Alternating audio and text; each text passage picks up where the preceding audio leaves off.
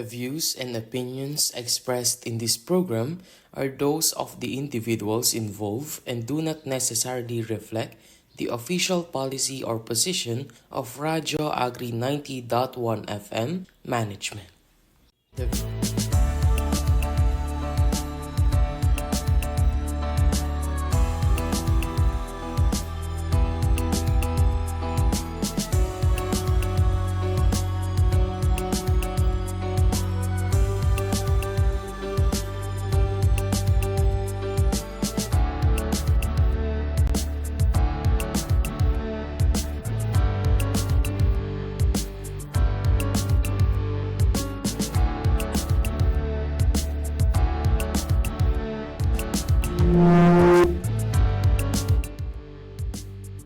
Arangkadang magsasaka, usapang RCEF na. Modernong pagsasaka, kaagapay ng magsasaka. Aarangkada ang magsasaka sa tamang makinarya. Isang magandang araw at ani po sa ating mga tagapakinig at sa mga nakatutok ngayon sa ating live via Radio Agri 90.1 FM Facebook page. Welcome po sa panibagong episode ng Usapang RCEF. Ako po si Gian. At ako naman po si Pia. Kami po ang inyong makakasama at makakakwentuhan tuwing Miyerkules at Biyernes alas 10 hanggang alas 11 po ng umaga. Ayan, bago po tayo mag-umpisa ay babatiin po muna namin ang aming mga butihing direktor. Ayan. Good morning po kina Sir Jonicio G. Alvendia, Director 4 po ng PhilMec, Sir Joel V. Dator, Director 3, Sir Elijah Z. Davalos, ACD Chief and Interim Director for Extension Support, Education and Training Services, Sir Andres M. Tuates Jr., BPED Chief and Interim Head of Coconut Trust Fund Facility Management and Operations Division, and kay Sir Nelson C. Santiago, LSD Chief and Interim Director for Research and Development. Binabati rin po namin sina Sir Jet Moleg Subaba, ang Section Head po ng STEEPS at ang Section Head po ng STEEDS na si Ma'am Bes G. S. Magararu. At syempre isang mainit na pagbati rin po sa lahat ng mga empleyadong naririto at nakikinig. Ayan, happy Friday po sa ating lahat. Sa mga naka-field work at sa mga magigiting na security guards at sa ating mga drivers na kasalukuyang nasa travel, naway lagi po tayong manatiling ligtas sa inyong mga biyahe. Ayan, at ngayong November 25 hanggang December 12 ay ginugunita ang observance ng 18-day campaign to end violence against women. Nagsimula po ang kampanyang ito noong 2003 at mula noon ay patuloy na nananawagan ang Philippine Commission on Women o PCW na makiisa ang lahat sa observance nito. Ngayong taon, binibigyan diin ang kampanya ang Whole of Nation Approach o ang kolektibong pagkilos ng lahat ng sektor. Kabilang po dito ang mga kabataan bilang agents of change, kalalakihan bilang katuwang, bystanders para sa ligtas at handang pagtulong, at mga local leader bilang tagapagtaguyod ng pagbabago.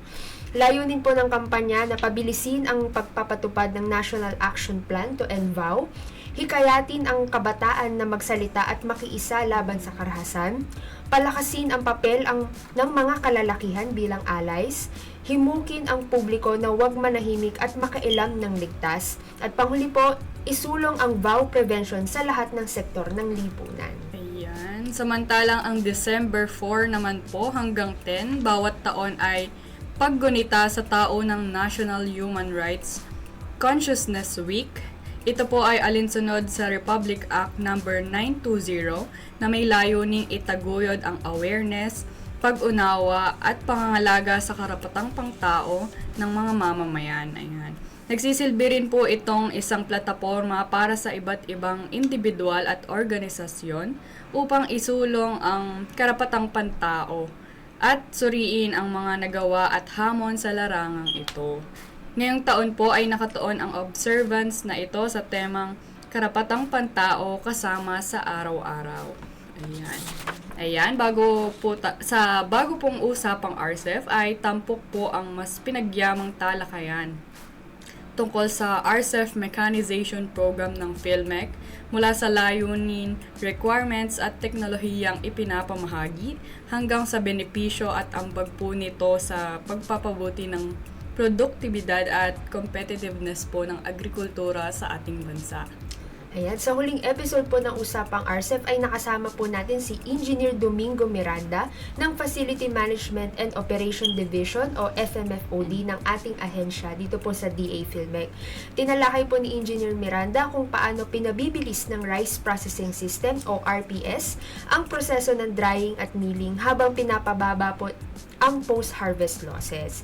Tinalakay din ni Engineer Miranda ang mga pinagdaanan ng mga FCA pagdating sa pag-operate ng RPS at kung ilang RPS ang established and operating sa ating bansa. Kaya kung na-miss nyo po ang previous episodes natin ay maaari nyo po itong balikan at panoorin sa YouTube channel ng Radio Agri 90.1 FM Filmec.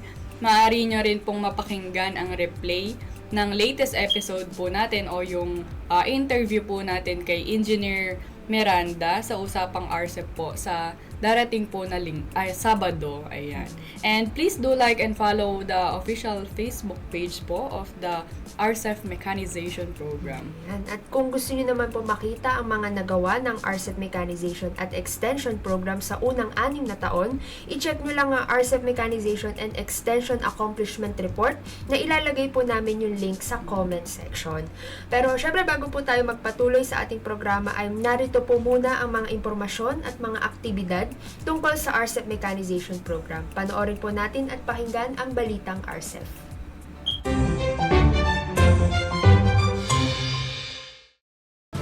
Camarines Norte Development Cooperative sumailalim sa RPS On-Site Validation.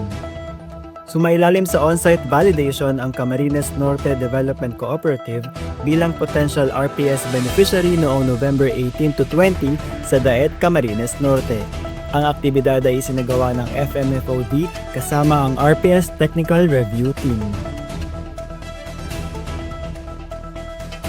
InfoSync 2025, matagumpay na isinagawa. Matagumpay na naisagawa ng Department of Agriculture ang Infrastructure Synchronization 2025 Training Workshop sa Puerto Princesa, Palawan noong November 24 to 28. Ang aktibidad ay nagsilbing paunang hakbang tungo sa pagbuo ng Harmonized Manual for Infrastructure Projects na layuning magtakda ng iisang standard sa planning, implementation at monitoring ng lahat ng infrastrukturang proyekto ng kagawaran. Nueva Ecija LGUs tumanggap ng makinaryang RCEP. Tumanggap ang MLGU Quezon at MLGU San Leonardo Nueva Ecija ng 4-wheel drive tractor sa ilalim ng 2025 RCEP Mechanization Program noong November 25. Nagkaroon din ng MOA signing sa pagitan ng Filmec at mga benepisyaryo. Pinangunahan ito ni Director 4, Dr. Junicio G. Alvindia at FMFOD Acting Chief Engineer Raymond Andres.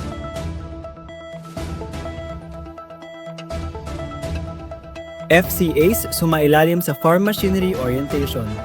Sa pangunguna ng EDD, sumailalim sa Farm Machinery Operation, Management and Enterprise Development Orientation ang mga FCAs mula sa San Luis, Tipaculao at Maria Aurora noong November 25, Kasiguran Aurora noong November 26, at Botolan Zambales noong November 27. Tinalakay dito ang operational plan at paggamit ng utilization record book para sa mas epektibong pamamahala ng kanilang farm machinery enterprise. Makinaryang RCEP ipinamahagi sa Zambales. Ipinamahagi sa 11 qualified FCAs at LGUs ang 11 units ng 4-wheel drive tractors na nagkakahalaga ng 26.4 million pesos sa Botolan, Zambales noong November 28. Ang mga benepisyaryo ay mula sa ikalawang distrito ng probinsya.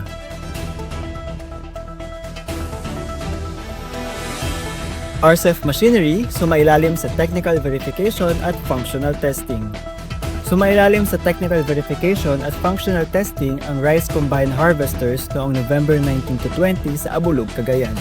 Samantalang ang 4-wheel drive tractors naman ay noong November 24 to 25 sa Mountain Province at Kalinga. Layunin nitong tiyakin na ang mga makinaryang RCEP ay dekalidad at nasa tamang kondisyon upang mapakinabangan ng mga benepisyaryo. RCEP 2.0 Information Caravan idinaos sa Guimaras. Idinaos ang RCEP Mechanization Program Information Caravan sa Guimaras na dinaluhan ng 130 FCA Presidents, agricultural extension workers at municipal agriculturists noong November 18. Ang aktibidad na ito ay sa pakikipagtulungan sa Provincial Office for Agricultural Services. Isa ang gimara sa mga nadagdag na probinsya sa ilalim ng second phase ng programa. Pangkaalamang RCEF ibinahagi ng FMFOD Cluster. Nagbahagi ng kaalaman ng FMFOD sa programang pangradyo na agda din na magkapihan sa Kapitolyo ng Cagayan PIO noong November 17. Sumentro ang talakayan sa RCEF Mechanization Program sa Cagayan Valley, gayon din ang advocacy campaign na Youth for Mechanization o Y4M.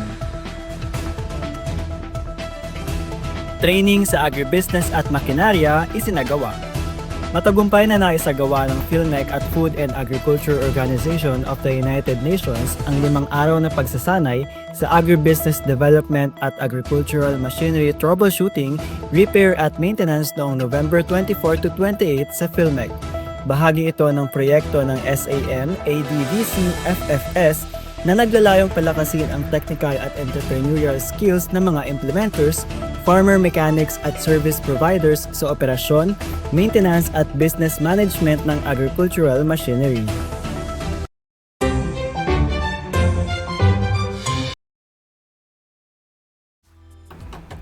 At yan po ang mga impormasyong hatid sa atin ng Balitang RCEF. Para po sa karagdagang update sa RCEF ay bisitahin lamang po ang Facebook page ng DA PhilMec o ang website po ng RCEF Mechanization Program sa www.rcef.philmec.gov.ph. Ayan, so welcome po sa isang espesyal na episode ng Usapang RCEF. So, ngayong episode po ay tatalakayan natin ang Season Wrap-Up Year-End Kwentuhan. Ayan. Ngayong episode na ito ay magbabalik tanaw po tayo at magbibigay pugay sa mga naging bahagi ng ating kwentuhan sa nakalipas na 5 buwan. So, yung season 2 natin, partner, 'di ba? Kumbaga i-recap lang po natin. Ayan. Sa loob ng 5 buwan mula nang magsimula tayo ng Season 2, ay napakarami nating naging guests at resource person na nagbahagi ng kanilang kaalaman at mga mahalagang impormasyon tungkol sa RCEF Mechanization Program. Mula po sa mga ahensya ng gobyerno, mga eksperto, at mga farmers or FCAs na nagbahagi ng kanilang success stories. Lahat ng ito ay tumulong upang mas mapalawak ang ating kaalaman sa RCEF Mechanization Program 2.0. Ayan, tama ka dyan, partner. Kaya naman ngayong magtatapos na ang taon, isang magandang pagkakataon po ito para balikan yung mga mahalagang insights mula sa mga guest natin or resource person. Ayan, makikita natin kung paano ito nakatulong sa ating mga magsasaka at sa pagpapatuloy po ng tagumpay ng RCEF 2.0.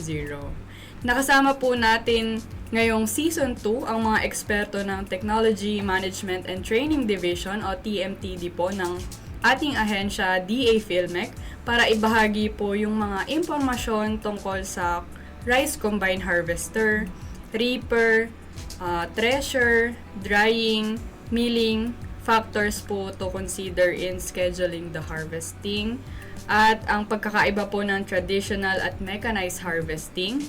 Ayan. Lahat po ng yan ay nabigyan po ng kasagutan at linaw mula sa mga eksperto po natin sa TMTD. Ayan. So, nakasama rin po natin ang mga eksperto natin sa Facility Management and Operation Division or FMFOD para bigyan tayo ng updates and guidelines sa ating rice processing system facilities sa buong bansa. Hindi rin po natin makakalimutan, syempre partner, yung mga resource person natin mula sa iba't ibang mga ahensya tulad ng PhilRice, ATI, Land Bank, DBP, BSWM, TESDA at BPI para ibahagi ang kanilang mga role sa implementasyon ng RCEF 2.0. At syempre partner, pasalamatan din natin ang mga guests natin na FCAs mula sa Santor Bungabon Agriculture Cooperative at ang Cooperative Enterprise for True Economic Reform na nagbahagi ng kwentong tagumpay ng kanilang kooperatiba at nagbigay inspirasyon sa ating mga listeners and viewers sa tulong ng RCEF Mechanization Program. Binahagi po nila dito ang mga iba't ibang karanasan karanasan at pagsubok na matagumpay nilang nalagpasan. Ayan, dahil nga nabanggit mo, partner, yung mga naging guest natin before at yung mga topics natin. Ikaw naman yung tatanungin ko, partner.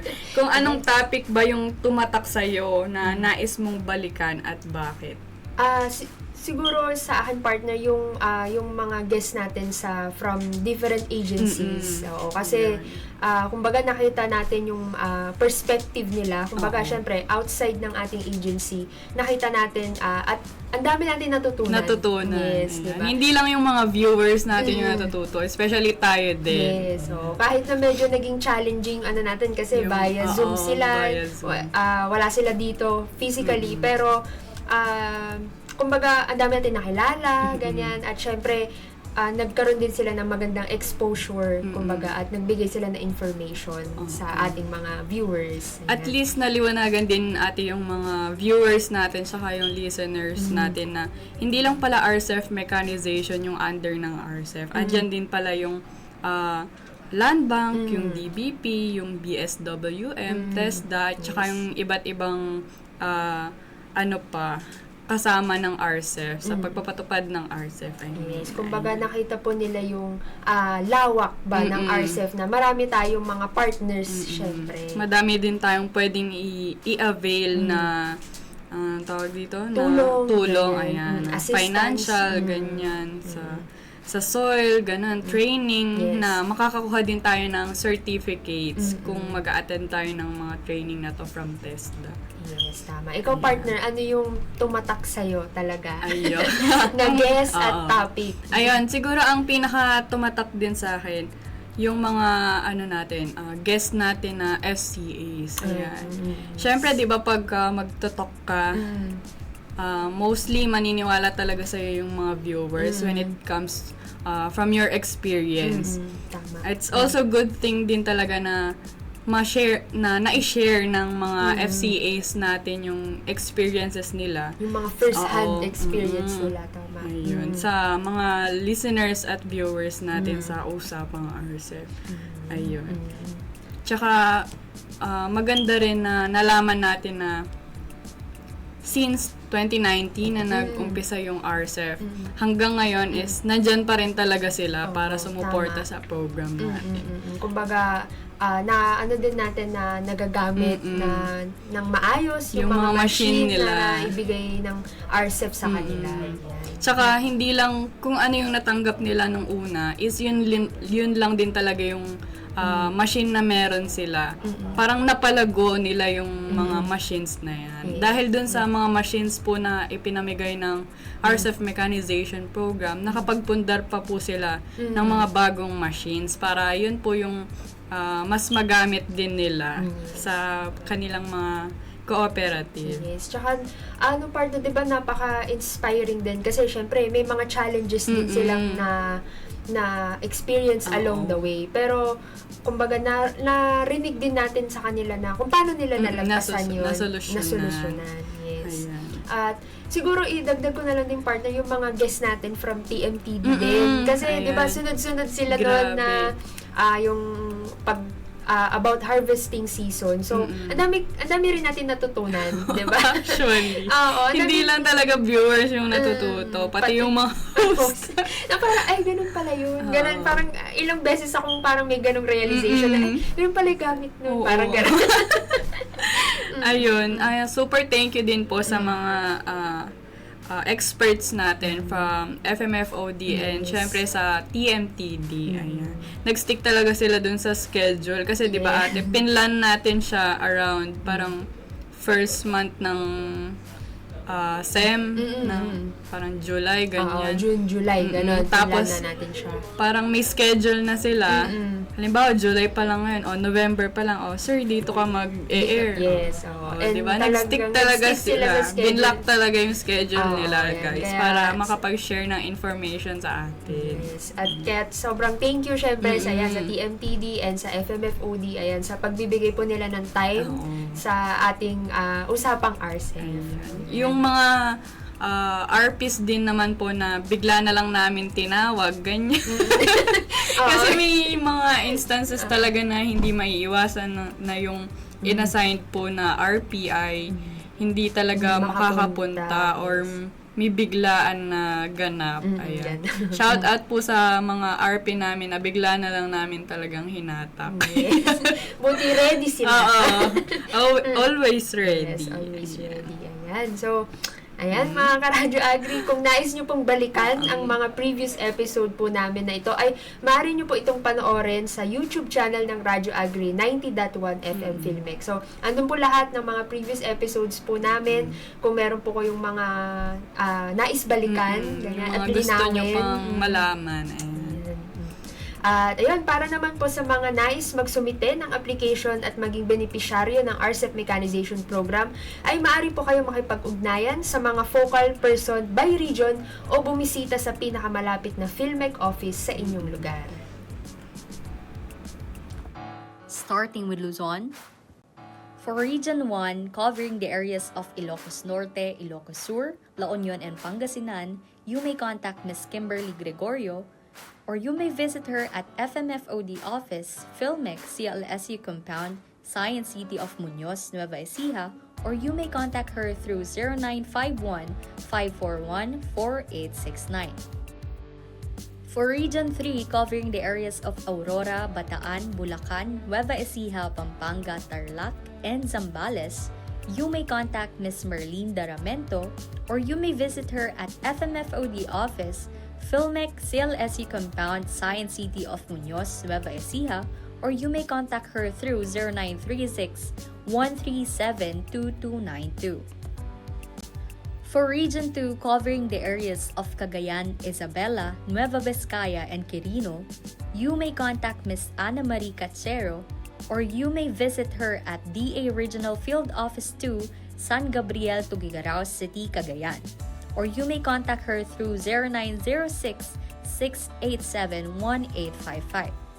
For Cordillera Administrative Region, covering the areas of Kalinga, Ifugao, Apayao, Mountain Province, Abra, and Benguet, you may contact Ms. Laika Jane Pascual, or you may visit her at DA Regional Field Office 2, San Gabriel, Tugigaraw City, Cagayan, or you may contact her through 0905-691-7462. For Region 4A, covering the areas of Quezon City, Laguna, and Cavite, you may contact Ms. Josephine Valdez, or you may visit her at DA Regional Field Office 4A, BPI Compound, Quezon City, Metro Manila, or you may contact her through 0977-822-9420. For Region 4B, covering the areas of Oriental Mindoro, Occidental Mindoro, and Palawan, you may contact Mr. Kenneth Calderon, or you may visit him at FMFOD Office, PhilMec, CLSU Compound, Science City of Muñoz, Nueva Ecija, or you may contact him through 0906-841-4917. For Region 5, covering the areas of Albay, Camarines Sur, Camarines Norte, Catanduanes, Masbate, and Sorsogon, you may contact Mr. Joseph Corporal Jr., or you may visit him at DA Regional Field Office 5, Pili, Camarines Sur, or you may contact him through 0950-984-4402. For Visayas, for Region 6, covering the areas of Aklan, Guimaras, Antique, and Capiz, you may contact Ms. Sandra Marie Haro, or you may visit her at Villar Sipag Farm School, Barangay San Jose, San Miguel, Iloilo, or you may contact her through 0910-745-7136. For Negros Island Region, covering the areas of Negros Occidental, Negros Oriental, and Siquijor, you may contact Mr. Rojan John Flores, or you may visit him at Villar Sipag Farm School, Barangay San Jose, San Miguel, Iloilo, or you may contact him through 0961-204-4911.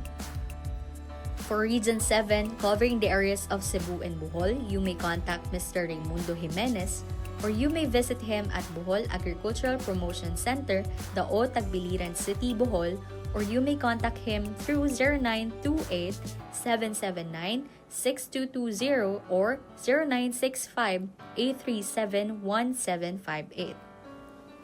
For Region 8, covering the areas of Leyte, Southern Leyte, Biliran, Western Samar, Eastern or Northern Samar, you may contact Mr. Aben Noble, or you may visit him at PRTMDC AES Compound, Barangay Balencisayaw, Abuyog, Leyte, or you may contact him through 0965-360-8692.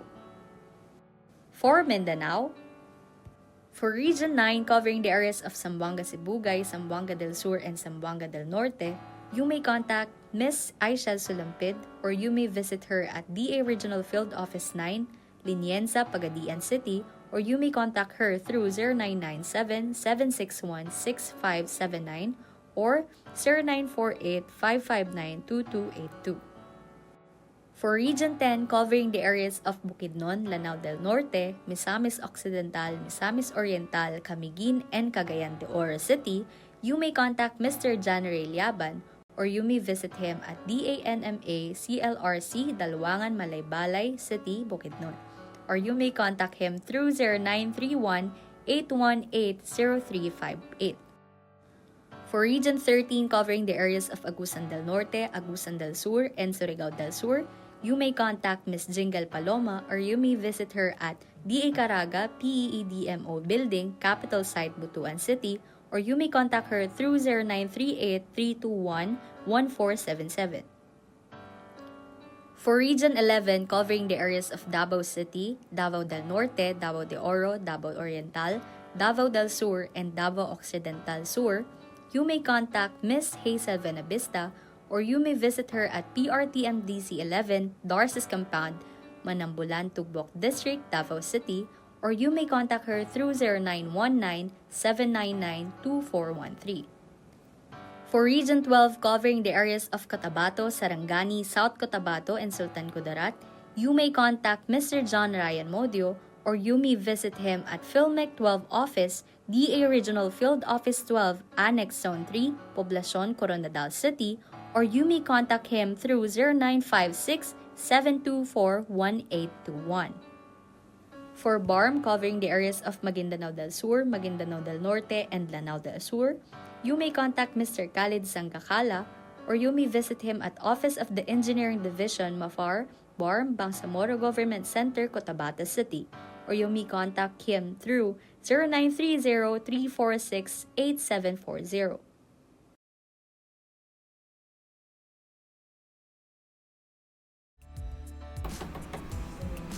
Ayan, at yan po ang mga regional focals and PhilMec offices na maaari nyo pong i-contact kung meron kayong mga katanungan regarding sa applications po ninyo upang maging benepisyaryo ng RCEF Mechanization Program. Ayan. Sabay-sabay naman po nating panoorin ang boses ng magsasaka at pakinggan ang karanasan at kwento ng ating mga benepisyaryo ng RCEF Mechanization Program.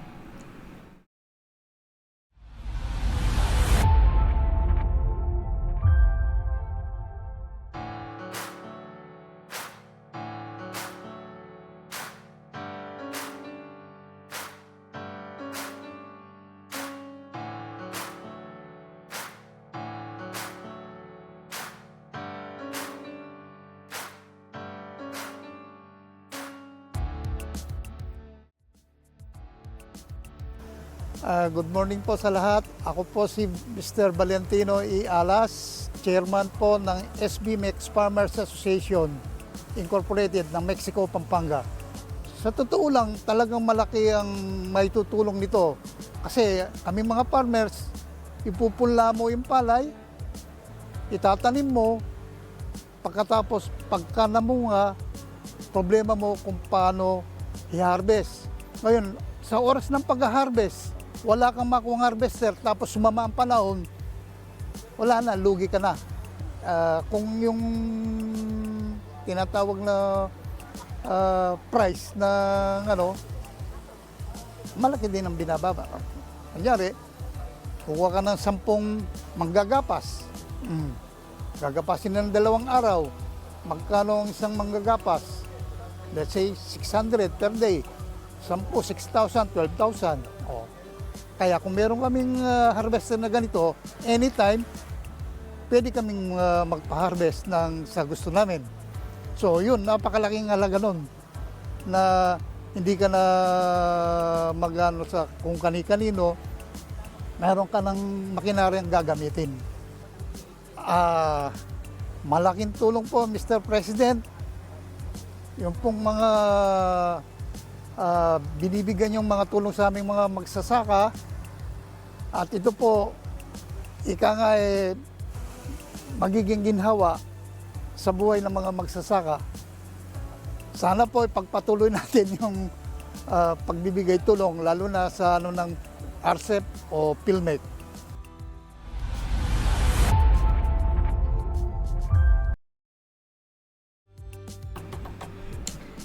Ayan, at yan po ang ating mga beneficiaries na nakatanggap ng makinarya mula sa Pampanga. Naway makatulong po ang mga makinaryang ito upang tumaas ang inyong ani at kita. Ayan, bago po natin tapusin ang ating season wrap-up year-end kwentuhan, ay magbabasa po muna tayo ng comments at pagbati mula sa ating live viewers. Ayan, good morning po kay Sir Leoncio Apachicha Jr. Good morning mga ka-RCEP. Ayan, good morning po sir. Yes, at good morning din po sa Bangsamoro Political Committee Farmers and Fisher Folks Association. Ayan, good day po. Maraming salamat sa RCEP Mechanization Program. Ayan, good morning din po kay Sir Romeo, chairman po ng Quezon Small Farmers Association, Uson, Masbate. Ayan, at good morning din po, ayan, kay Miss Lizelle Afan, ayan, Yeah. ng Procurement Division, Wow. ayan. Congratulations po sa successful year ng Usapang RCEP, Miss Pia and Miss Gian. More power and more fruitful years ahead. Wow! Talaga naman. English yun! Ayan. Ayan, thank you so much Ayan, po. thank you po, ayan. Ayan. Good morning din, ayan, kay Sir G. Hart Marcos Cuba ng Latesha from Davao del Norte. Ayan. Good morning po. Good morning din po kay Sir Sir Muhiden Otto. Ayan, president daw po ng Bangsamoro Political Committee. Ayan, Barangay Lao. Tama ba? Ng Maguindanao Oo. del Sur. Ayun. Ayan. Ayun po. Ayan. Good morning po sa ating lahat. Ayan. Ayan. At syempre, maraming salamat po sa lahat ng mga tumutok at nakinig sa ating mga previous episodes po namin sa nakalipas na 5 buwan dito sa Usapang RCEP. Sana po ay marami kayo natutunan mula sa aming mga naging guests at resource person. At syempre, pasasalamatan din natin ang ating technical team. Ayan, si Miss Faydan, si Sir Carl. Yes, at sa buong Radyo Agri team, kay Ma'am Badet, Ma'am Badet po, kay Miss Colleen. Yes, at syempre, partner, but anin din natin yung EDD. Ayan. Shout out po sa EDD. Yes, oo, Ayan. sa Thank you so much din po sa pag-coordinate ng ating magiging guest before na si Sir Mr. Catalino. Ayan. Ayan, wag po kayong mag-alala, syempre. Yes. Babalik pa po ang Usapang RCEP next year para po sa mga bagong kaalaman. Syempre, di ba ate, parang magkakaroon din po tayo ng bagong host. Sino kaya Sino ito? kaya? Abangan Ayan. niyo po ang Ayan. aming bagong host. Ayan, yung magkakaroon din po siguro tayo ng mga bagong segments or games po siguro na may mga pa-prize. Ayan. Ayan. Lagi po sana kayong tumutok, makinig at maging updated sa RCEP Mechanization Program. Ayan. Hanggang sa susunod po, ako po muli si Gian. At ako naman po si Pia. Laging tatandaan na sa RCEP Mechanization Program ng PhilMec, may makinarya kang maaasahan. Ito ang Usapang RCEP, modernong pagsasaka, kaagapay ng magsasaka. Aarangkada ang magsasaka sa tamang makinarya.